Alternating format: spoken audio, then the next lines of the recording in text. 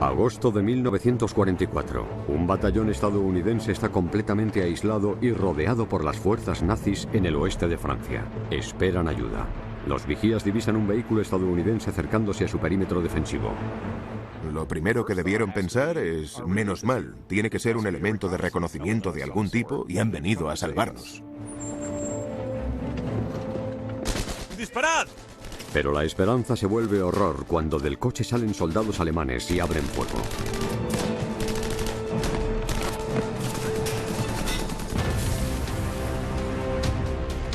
...6 de junio de 1944... las fuerzas aliadas por fin logran desembarcar en Normandía para abrir el frente occidental. ¡Seguid disparando! ¡Fuego! Pero los fanáticos nazis continúan luchando sin compasión para sobrevivir.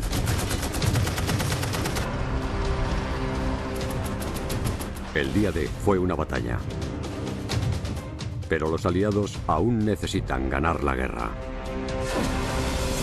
Del día D a Berlín, la última batalla de Hitler II. 8 de agosto de 1944. Cerca de Saint-Malo, Francia. Miembros del Regimiento 121 de Infantería entran en el pequeño pueblo de Plectuy mientras avanzan hacia la costa francesa.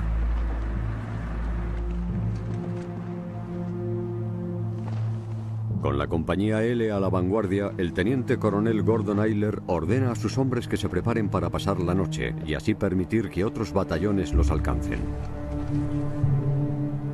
Tras 2 días de lucha, no hay ni rastro del enemigo. Todo está en silencio. En este punto de la guerra, el tercer batallón había vivido tantos combates que sabía que tanta tranquilidad no tenía por qué ser buena.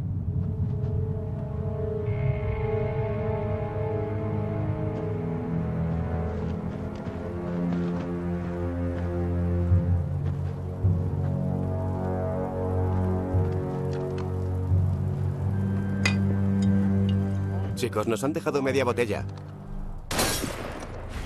¡Tanque! Se enciende el motor de un tanque alemán en una calle adyacente. Al mismo tiempo, metralletas y rifles alemanes abren fuego. ¡Francotirador! ¡Ventana superior! Disparan a los soldados estadounidenses desde las ventanas superiores y los accesos cercanos. ¡Salid de las calles! ¡Es una emboscada!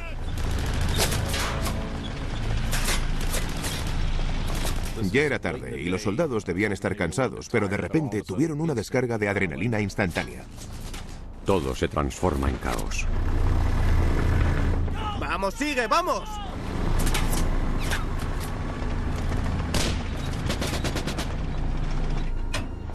¡Dispara! Sin sus vehículos blindados, los estadounidenses están prácticamente indefensos. ¡Seguid disparando!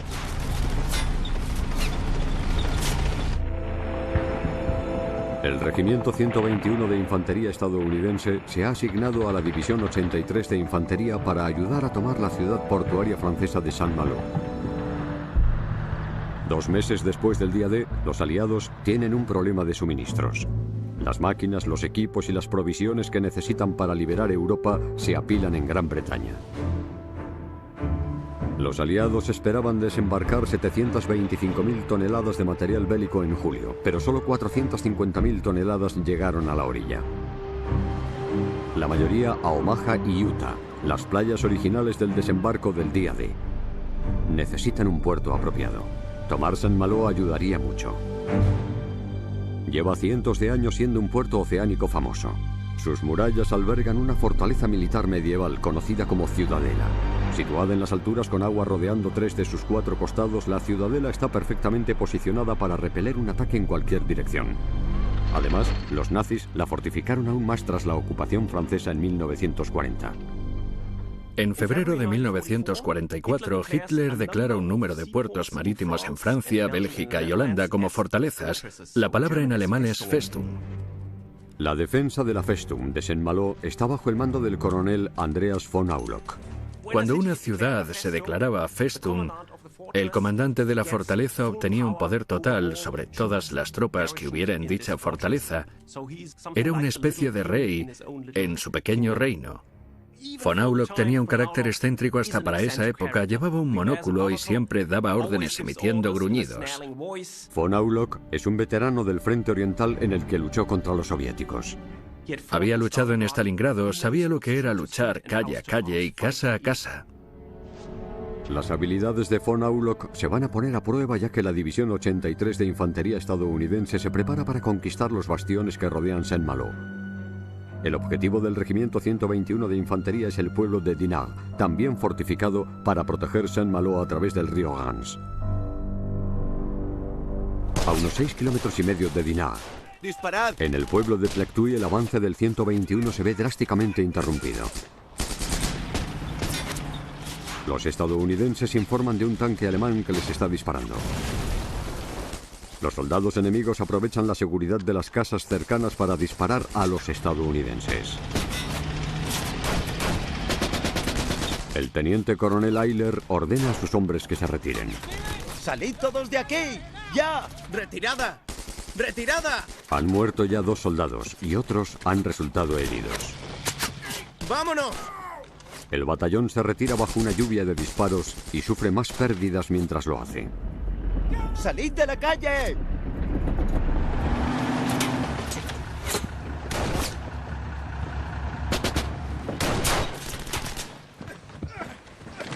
Los estadounidenses se posicionan a unos 400 metros al sureste del pueblo. Los alemanes no les siguen. ¡Vámonos! Ayler está al mando del tercer batallón del Regimiento 121 de Infantería compuesto por unos 800 hombres. Necesitamos refuerzos y más munición. Sí, señor. Tanto el segundo como el tercer batallón partieron el día anterior. Pero ambos se toparon con una fuerte resistencia. Los alemanes lo intentaron todo para frenar el avance de los aliados. Colocaron barreras para que todas las calles supusieran un obstáculo para los estadounidenses. Necesito hombres a la izquierda y a la derecha. ¡Moveos! Las posiciones defensivas alemanas se organizan en Kampfgruppe o grupos de batalla Bakkerer, nombrados así por su oficial al mando, el coronel alemán Rudolf Bakkerer. Bakkerer fue un oficial de caballería de la Primera Guerra Mundial que se convirtió en civil durante el periodo de entreguerras. Después le llamaron para la Segunda Guerra Mundial como oficial de reserva. Parecía un comandante muy valiente y competente con mucha experiencia en batalla en el Frente Oriental. En 1944 luchó en Normandía como comandante de un regimiento y se puso al mando de la División 77 cuando el comandante de esta murió. Bakkerer debe hacer que la toma de Saint-Malo les cueste a los estadounidenses lo máximo posible. ¡Agachaos! ¡Abajo! Ya vienen. ¡Poneos a cubierto! ¡Moveos, moveos!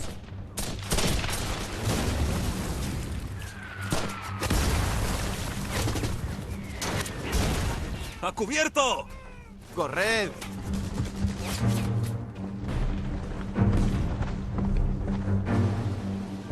Unas horas antes, ese mismo día, Ayler había logrado atravesar una de las barreras de Bakkerer en el flanco izquierdo y superar al segundo batallón. Necesitamos refuerzos. Pero después de que los hombres de Bakkerer les hayan expulsado de Plectuy, deben esperar a que el resto de los batallones los alcancen. Tomarán Plectuy juntos por la mañana. Mientras se asientan, Ayler ordena que el puesto de socorro y el cirujano de batalla lleguen hasta allí para curar a los heridos.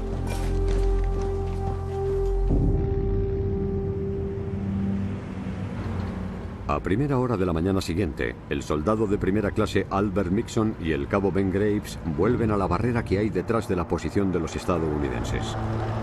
Deben abastecerse de provisiones para prepararse ante el inminente ataque. En la oscuridad, Mixon divisa lo que cree que son otros miembros de su batallón cerca de la barrera. ¡Estadounidenses! Pero se da cuenta de su error cuando comienzan a disparar desde el jeep.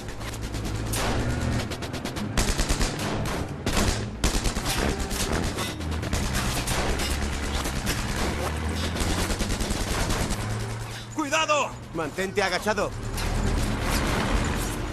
Mixon vuelve corriendo a la línea estadounidense.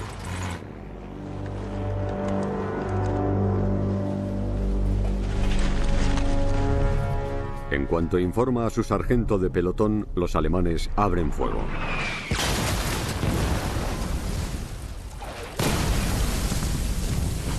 Atacan 3 jeeps estadounidenses y explotan 2 cargamentos de munición. Mixon y los demás intentan frenar el ataque para reunirse con el resto del tercer batallón. Lo peor de este ataque es que venía de la retaguardia, y eso es algo que no quieres nunca. El teniente coronel Ayler manda una patrulla y confirma que la barrera ahora está muy defendida por los soldados enemigos. Ayler y sus hombres no pueden avanzar hacia Plektuy sin refuerzos, y ya no pueden retirarse. Están atrapados. Acaba de llegar un mensaje del cuartel general. Tras ponerse en contacto con el cuartel general, Ayler recibe órdenes. Ya has oído lo que dicen desde arriba. El batallón tiene que aguantar a toda costa. Agosto de 1944. Oeste de Francia. Las fuerzas alemanas recuperan una barrera situada detrás de una unidad estadounidense.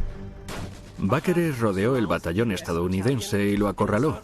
Era una táctica muy típica de los alemanes durante la Segunda Guerra Mundial. Si había alguna posibilidad, intentaban recuperar la iniciativa lo antes posible y contraatacaban en cuanto podían. Este caso es un ejemplo clásico de eso. Quiero 10 hombres allí. Han ordenado al teniente coronel Ayler que aguante esa precaria situación a cualquier precio. Hizo lo que la mayoría de los comandantes del ejército de Estados Unidos harían: empezar a desplegar sus compañías y crear un perímetro para maximizar los disparos. En su perímetro defensivo, la compañía I se sitúa en la parte derecha de la carretera con la compañía L al otro lado y la compañía K en la parte posterior. Ayler establece un puesto de mando en el centro en una granja de una planta. Ayler ha tenido suerte de que los cañones antitanques del regimiento le siguieran el paso el día anterior. Ahora están posicionados junto a la compañía L para proteger la carretera que lleva hasta Plektuy. El pueblo es su objetivo.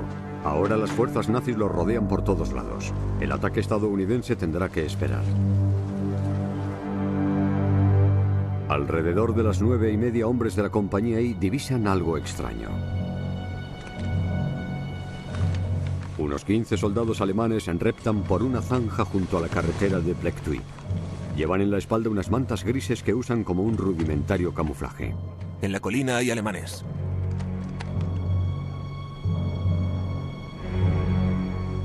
Manteneos agachados. Hay alemanes ahí. 360 metros. No disparéis aún. Los hombres de las compañías L e I aguantan pacientemente. Hasta que los alemanes se acercan a menos de 200 metros. En ese momento abren fuego. ¡Fuego! ¡Agachaos!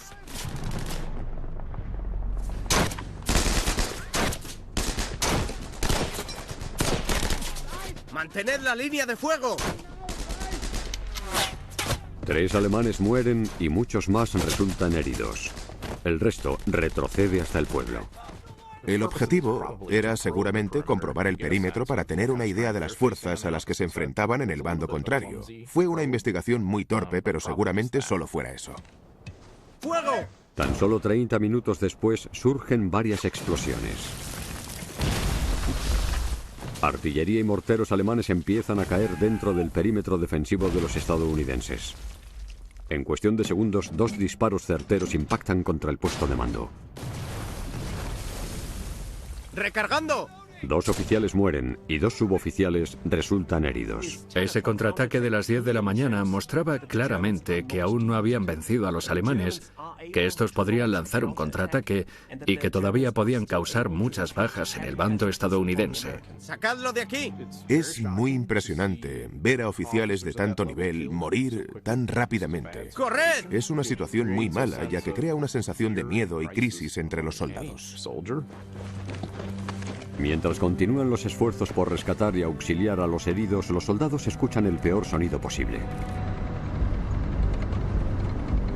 ¡Tanque! Es un Stuck 3, un cañón de asalto alemán autopropulsado construido sobre el chasis de un Panzer.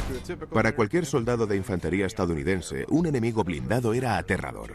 No importaban realmente los detalles que tenía o que no, lo que importaba era que creaba una especie de tendencia a infundir miedo y pánico, ya que un tanque podría destrozar y destruirlo todo. El Stuka 3 se acerca desde el noreste seguido de cerca por la infantería. Cuando se acerca a menos de 500 metros, su cañón abre fuego.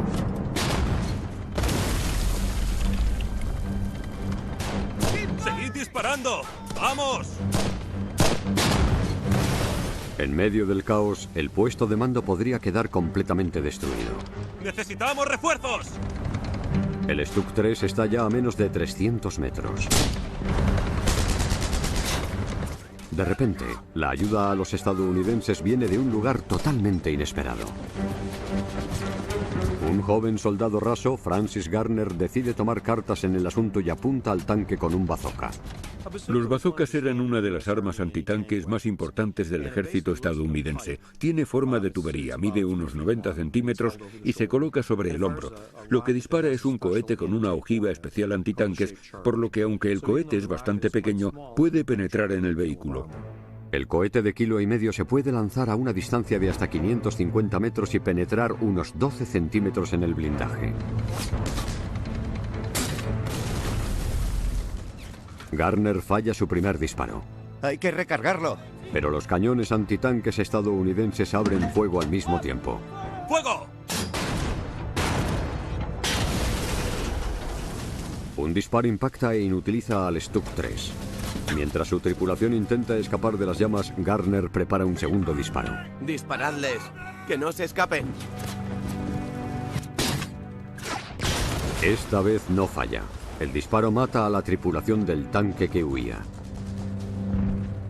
A los estadounidenses les encantan esas historias del soldado que tiene todas las de perder, pero que ataca un tanque alemán o algo así. Lo que es inusual en este caso no es que las tropas dispararan para evitar la huida de la tripulación de un tanque. Eso es algo muy habitual. Lo que no lo es tanto es hacerlo con un bazooka. Los bazookas no están diseñados para ser un arma antipersona, pero según los informes, sí logró acabar con la tripulación del tanque. Tuvo que ser un disparo muy preciso y que la tripulación estuviera en el lugar equivocado en el momento equivocado. Los soldados de infantería alemanes se unen a la batalla y avanzan hacia la contienda.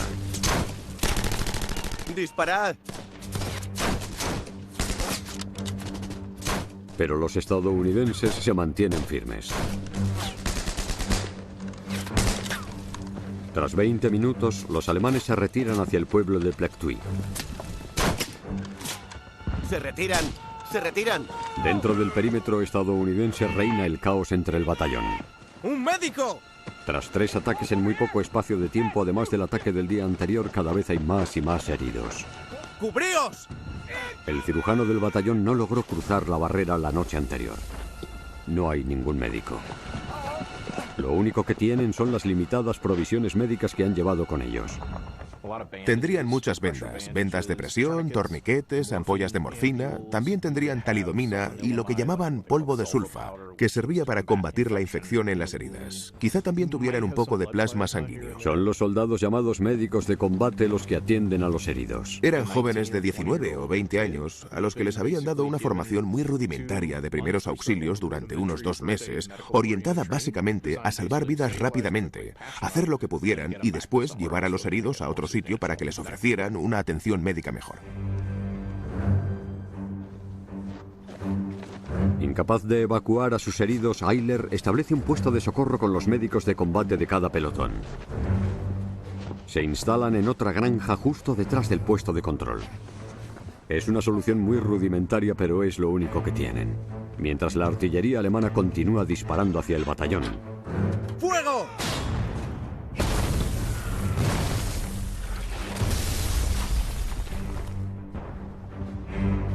Los médicos de combate y los heridos se enfrentan a una lucha muy diferente.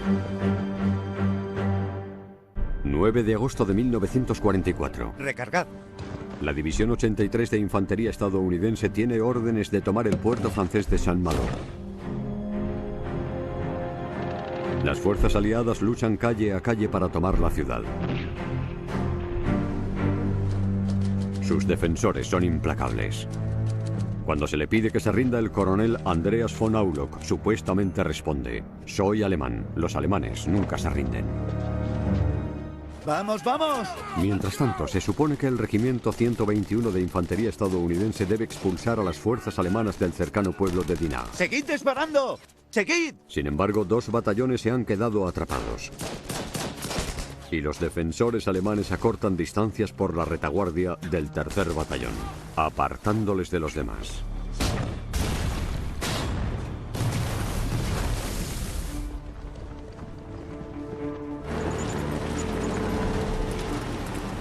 Llegan noticias del batallón perdido a la cadena de mando de la División 83 de Infantería, al general Robert Macon.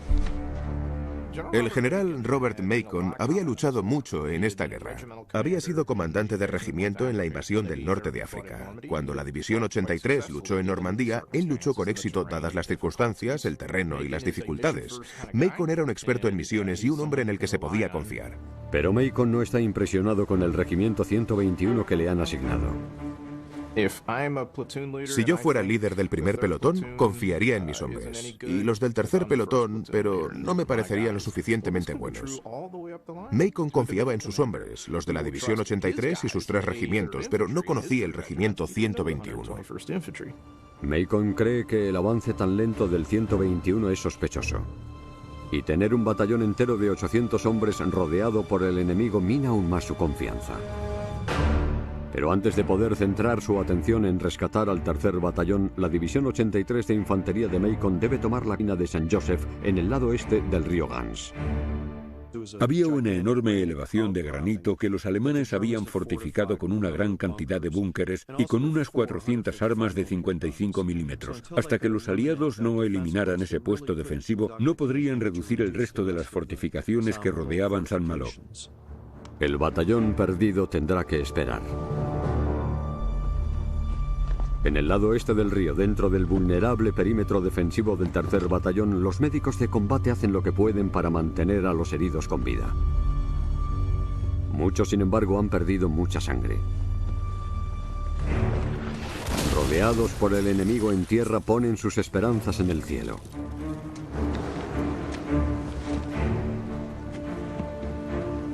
Se pone en marcha un plan para que 2 aviones del Regimiento 56 de Artillería de Campo les lancen plasma sanguíneo.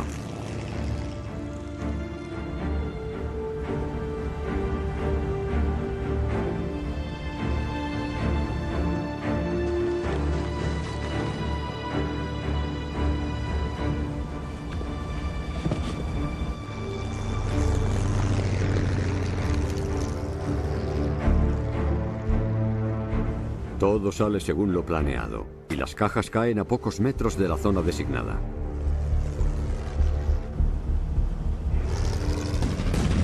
Pero el éxito dura poco.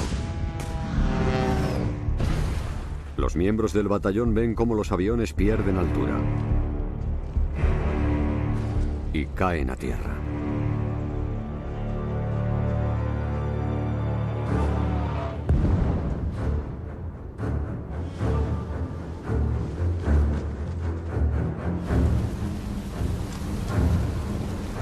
Miembros de la compañía K reptan hacia los restos en llamas. Es demasiado tarde. No pueden hacer nada para ayudar. Los 4 tripulantes han muerto con el impacto. Pero el plasma supone una gran ayuda.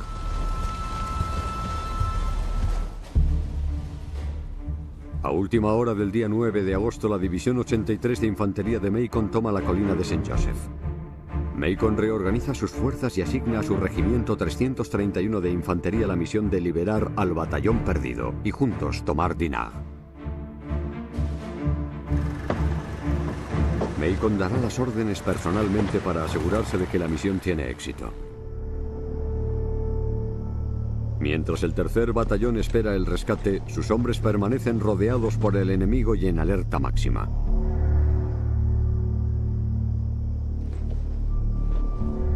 Justo después de medianoche, un vigía divisa cómo un vehículo estadounidense emerge de entre la niebla en la parte sureste del perímetro. Puede que la ayuda ya haya llegado. Agosto de 1944.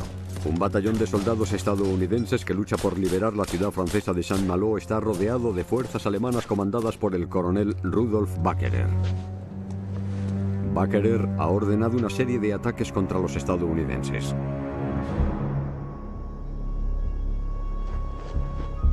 De noche, un vehículo se acerca al perímetro defensivo estadounidense.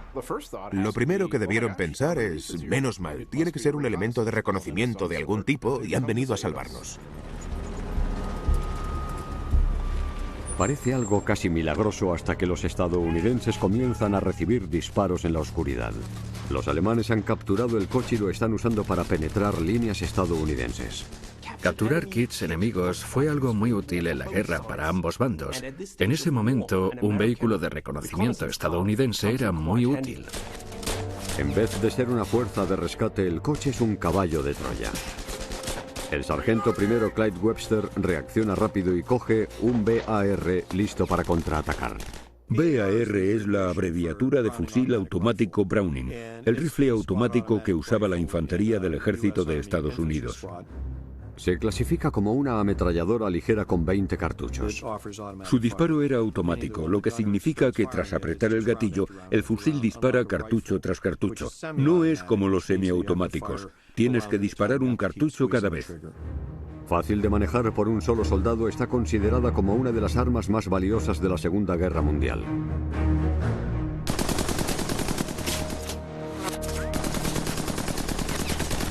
El disparo del rifle estadounidense prende el coche. Sus ocupantes intentan escapar del vehículo en llamas. ¡Que no escapen! Webster acaba con ellos uno a uno. Después continúa atacando a otros soldados alemanes que llegan para apoyarlos. ¡Seguid disparando! La lucha sigue intermitentemente hasta las 3:30 de la mañana, cuando las tropas alemanas que han sobrevivido se escabullen en la noche. ¡Se van!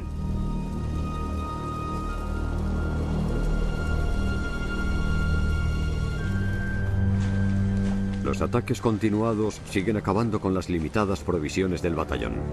Cuando una unidad de infantería entra en combate, normalmente lleva consigo una cantidad muy pequeña de munición y de comida.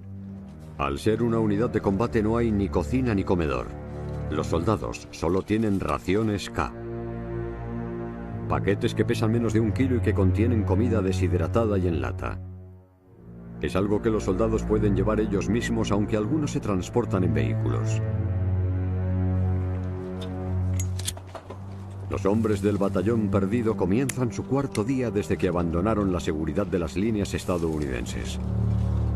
Siguen sin un médico, aunque hay soldados que se ocupan de atender a los heridos con los limitados recursos médicos que tienen en el Hotel Purple Heart. El Hotel Purple Heart, como lo llamaban los estadounidenses, era un puesto de socorro improvisado en el que se reunían los heridos y donde se veía lo peor del sufrimiento del batallón.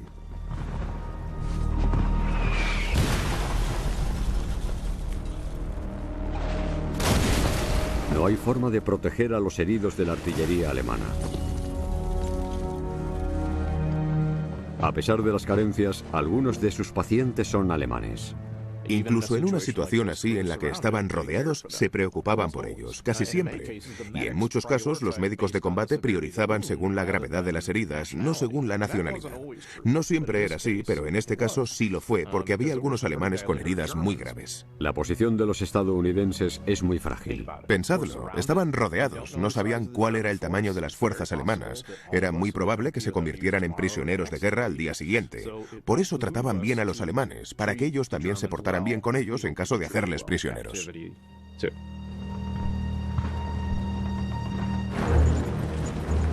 El 10 de agosto, el general Macon llega al cuartel general del regimiento 121 para hacerse cargo de la misión de localizar al 3er batallón y tomar Dinard. A las 8 de la tarde, los hombres del regimiento 331 de infantería de Macon comienzan su avance. Por la noche usan bengalas y humo de colores para señalar y localizar al batallón perdido. A pesar de sus esfuerzos, no logran ponerse en contacto con ellos. Los hombres de Macon vuelven a la acción a la mañana siguiente, comenzando su misión a las 8:30 de la mañana. Avanzan despacio ya que se topan con las mismas barreras y la misma resistencia que retrasó al regimiento 121. Manteneos agachados. ¡Seguid disparando! Macon empezó a ver la oposición alemana a la que se estaba enfrentando y a darse cuenta de lo que habían tenido que pasar los hombres del otro regimiento. ¡Moveos, moveos! Hasta las 9:30 de la noche, los hombres de Macon no logran atravesar una barrera especialmente complicada. Antes incluso de consolidar su posición, los hombres de Bakkerer comienzan un contraataque. ¡Fuego!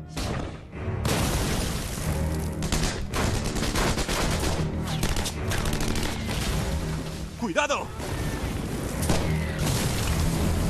Esa misma noche, Macon tiene que defender su trabajo y el escaso avance ante su comandante.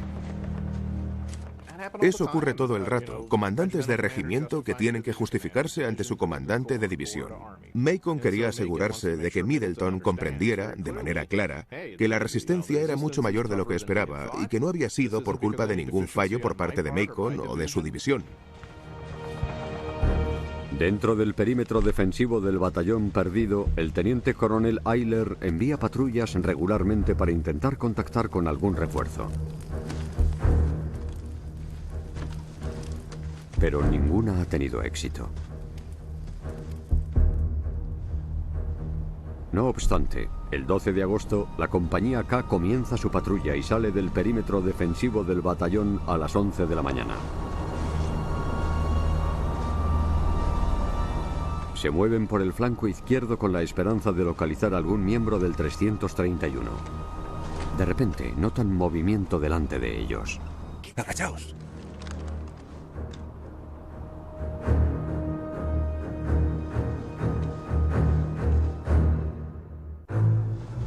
Una patrulla de soldados estadounidenses del Regimiento 121 de Infantería del 3er Batallón avanza para intentar ponerse en contacto con el Regimiento estadounidense 331. El batallón lleva 4 días rodeado y aislado por las fuerzas nazis en una arriesgada apuesta por liberar Saint-Malo, Francia. Mientras intenta evitar a los alemanes, la patrulla se tira al suelo al detectar movimiento delante de ella.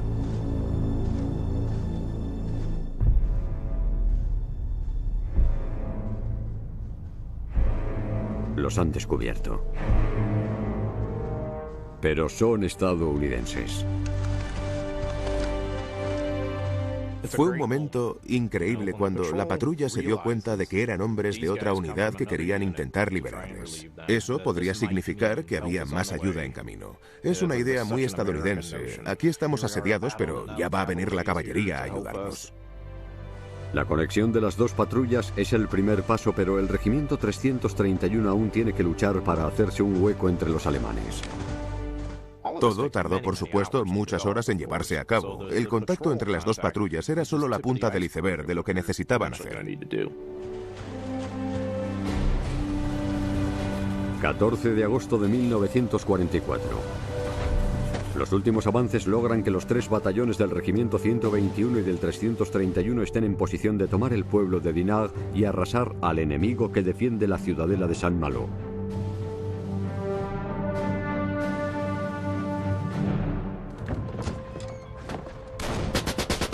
Los estadounidenses siguen topándose con la férrea resistencia alemana, ¡A por ellos! comandada por Rudolf Bakkerer. ¡Fuego! Bakkerer atacaba como un profesional, no como un fanático nazi. Atacaba más como un profesional militar de los que de verdad formaban la espina dorsal de las fuerzas armadas alemanas y los convertían en enemigos tan formidables. Usaba mucho la arquitectura, algo ideal para un estilo de guerra defensivo. Utilizaba edificios de piedra y cosas así. ¡Vamos, vamos, vamos! 4 soldados de la compañía G se prestan voluntarios para atacar una fortificación subterránea rodeada por una enorme muralla de piedra con una valla de acero en su parte superior. El sargento William Baum emplea un bazooka para penetrar en ella.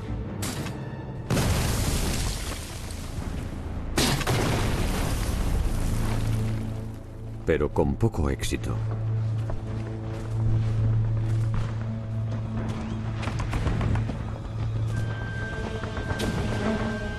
Von finalmente encuentra un túnel para entrar y guía a su grupo por él.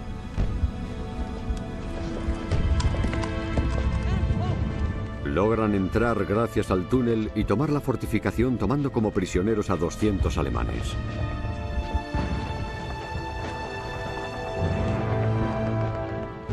¿Puedes hacerlo? Sí, señor. Bien. Gracias, señor.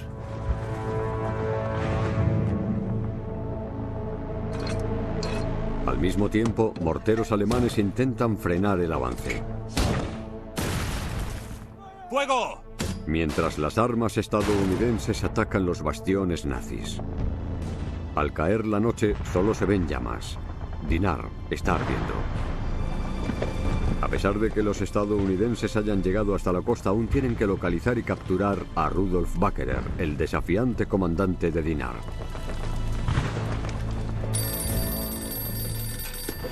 A la mañana siguiente suena el teléfono en el búnker de Bakkerer.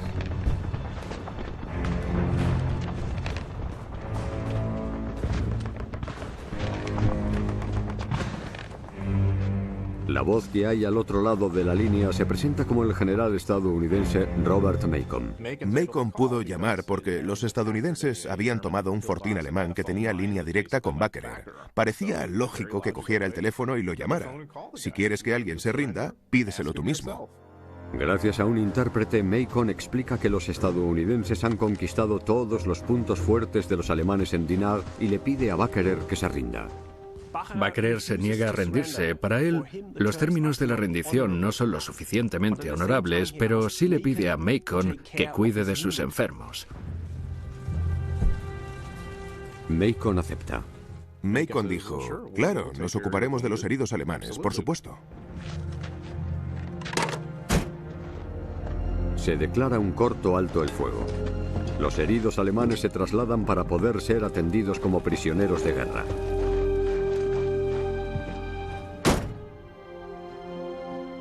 En pocos minutos, la paz vuelve a verse interrumpida.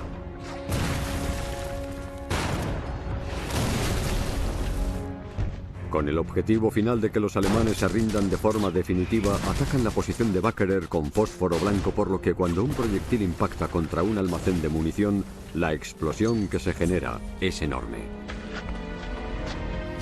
Se crea un gran incendio. Los lechos de paja de los dormitorios aceleran las llamas. Los hombres de Bakkerer salen para escapar del humo.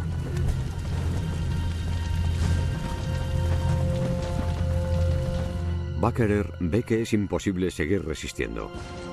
Él y sus 350 hombres se rinden. Dinard ha caído.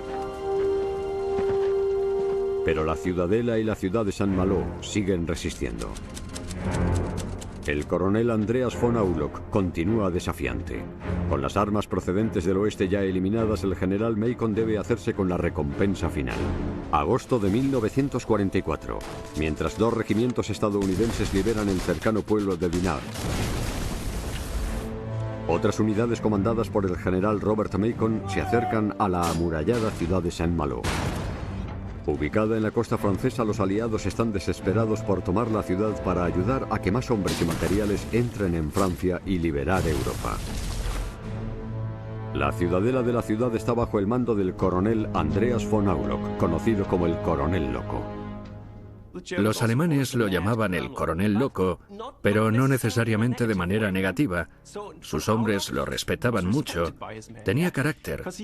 Era muy excéntrico, pero aún así, sus hombres lo seguían.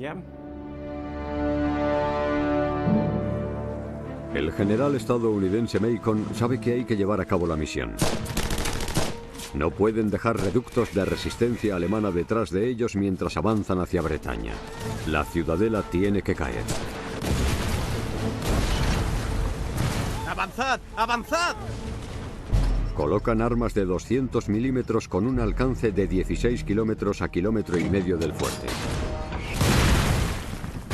Son menos eficaces contra las fuertes paredes de piedra, pero pueden crear agujeros u orificios con sus disparos.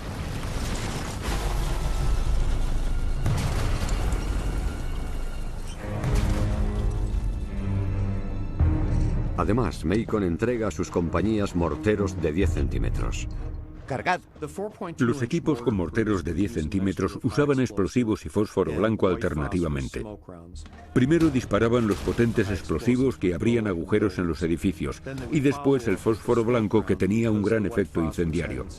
Este hacía que los edificios empezaran a arder. Para atacar aún más las fortificaciones en el momento final, Macon confiaba en un bombardeo aéreo cercano y constante.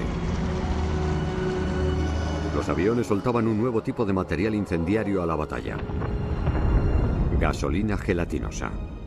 La gasolina gelatinosa se conoce más como napalm y comenzó a usarse en combate durante la Segunda Guerra Mundial. Contiene un aditivo para hacerla más pegajosa. Eso significa que si lanzas un gran depósito lleno de ese material desde un avión hacia un objetivo, en vez de que el líquido se desparrame por ahí, la gasolina gelatinosa se adhiere a los materiales y hace que estos ardan. El teniente coronel Seth McKee se prepara para despegar con los depósitos de su P-38 llenos de 625 litros de napalm.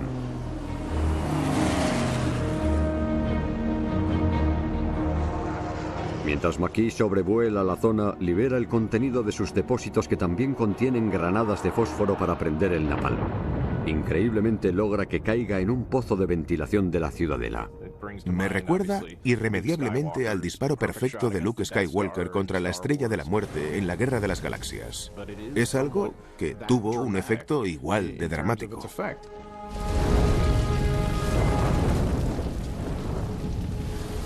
La gasolina gelatinosa no se usa para quemar a los ocupantes. Cuando la gasolina gelatinosa golpea la parte superior de un búnker, comienza a absorber todo el oxígeno que hay dentro del búnker, por lo que logra acabar con un búnker muy bien protegido al ahogar a todo el que esté dentro de él.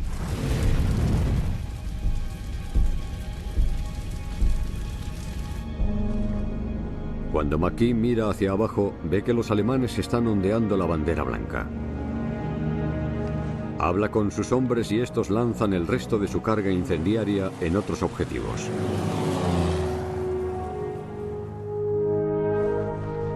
Poco después, von Aulock y sus 550 hombres se rinden a pesar de la promesa de aguantar hasta el final. Siempre es difícil saber qué significan de verdad las órdenes de luchar hasta el último cartucho, luchar hasta el último hombre. A veces se daban estas órdenes para mostrarle a Hitler su voluntad de resistir, porque se les había solicitado que lucharan hasta el final, y si no hacían bien su trabajo, podría haber represalias contra sus familias.